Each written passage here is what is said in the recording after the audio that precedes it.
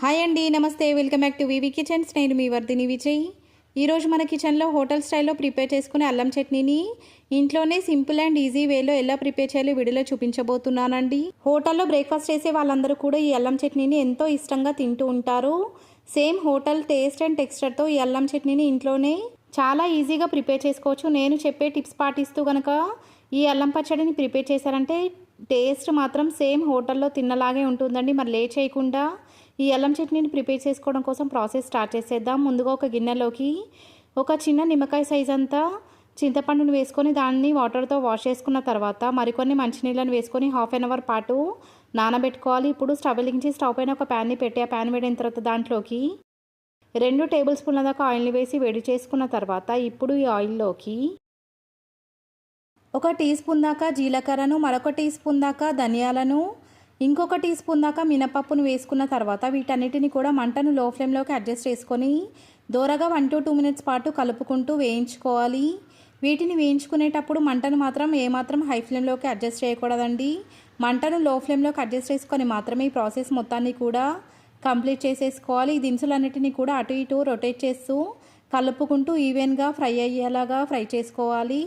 1 minute తర్వాత ఇప్పుడు ఈ ప్యాన్లోకి 12 నుంచి 15 ఎండుమిరపకాయలను వేసుకోవాలి. కారానికి తగ్గట్టుగా ఎండుమిరపకాయలను అడ్జస్ట్ చేసుకోవాలి. మనం వేసుకున్నటువంటి ఎండుమిరపకాయలన్నిటినీ కూడా కలుపుకుంటూ మరొక 30 సెకండ్స్ పాటు ఫ్రై చేసుకున్న తర్వాత ఈ ప్యాన్లోకి 1 కప్పు దాకా పొట్టు తీసుకొని సన్నగా కట్ చేసుకున్నటువంటి అల్లం ముక్కలను వేసుకోవాలి. ఈ అల్లం ముక్కలని వీడియోలో చూపిస్తున్నటువంటి సైజులోకి కనుక కట్ చేసుకున్నట్లయితే ఈవెన్గా ఫ్రై అవుతాయి. మనం వేసుకున్నటువంటి అల్లం ముక్కలన్నీ కూడా కలుపుకుంటూ ఫ్రై చేసుకోవాలి. 1 to 2 మినిట్స్ పాటు మంటను లో ఫ్లేమ్లోకి అడ్జస్ట్ చేసుకొని అల్లం మొత్తాన్ని కూడా ఆయిల్లో ఈవెన్గా ఫ్రై చేసుకోవాలి. 2 నిమిషాల తర్వాత స్టవ్ ఆఫ్ చేసేసుకొని ఇంగ్రీడియంట్స్ అన్నిటినీ కూడా రూమ్ టెంపరేచర్లోకి వచ్చేంత వరకు చల్లార్చుకోవాలి. ఈ ఇంగ్రీడియంట్స్ అన్నీ కూడా రూమ్ టెంపరేచర్లోకి వచ్చిన తర్వాత వీటన్నిటిని కూడా మిక్సీ జార్లోకి వేసేసుకున్న తర్వాత ఇప్పుడు ఈ మిక్సీ జార్లోకి 1 టేబుల్ స్పూన్ దాకా బెల్లాన్ని వేసేసుకోవాలి. మనం వేసుకున్నటువంటి అల్లాన్ని బట్టి బెల్లాన్ని అడ్జస్ట్ చేసుకోవాల్సి ఉంటుంది. మనం 50 గ్రాముల దాకా అల్లాన్ని తీసుకున్నాం కాబట్టి 1 టేబుల్ స్పూన్ దాకా బెల్లం వేసుకుంటే సరిపోతుంది.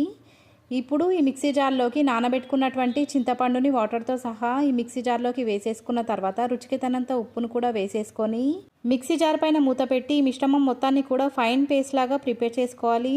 మీకు కనుక వాటర్ మరికొన్ని ఎక్కువగా పడతాయి అనిపిస్తే ఇంకా కొన్ని వాటర్ని యాడ్ చేసుకొని అయినా సరే ఈ మిశ్రమం మొత్తాన్ని కూడా ఫైన్ పేస్ట్ లాగా ప్రిపేర్ చేసుకోవాలి. వీడియోలో చూపిస్తున్న టెక్స్చర్లోకి ఈ అల్లం పచ్చడి మొత్తం కూడా వచ్చేలాగా ఈ అల్లం పచ్చడిని మిక్సీ వేసుకోవాలి. కన్సిస్టెన్సీ అనేది మీ ఇష్టం అండి. మీకు కనుక కాస్త పలుచగా కావాలనుకుంటే ఇంకా కొంచెం వాటర్ని వేసుకొని అయినా కూడా మిక్సీ వేసేసుకోవచ్చు. మీకు కనుక ఈ అల్లం చట్నీ సేమ్ హోటల్లో తిన్న రుచి కనుక రావాలనుకుంటే తాలింపు వేసుకోకూడదండి.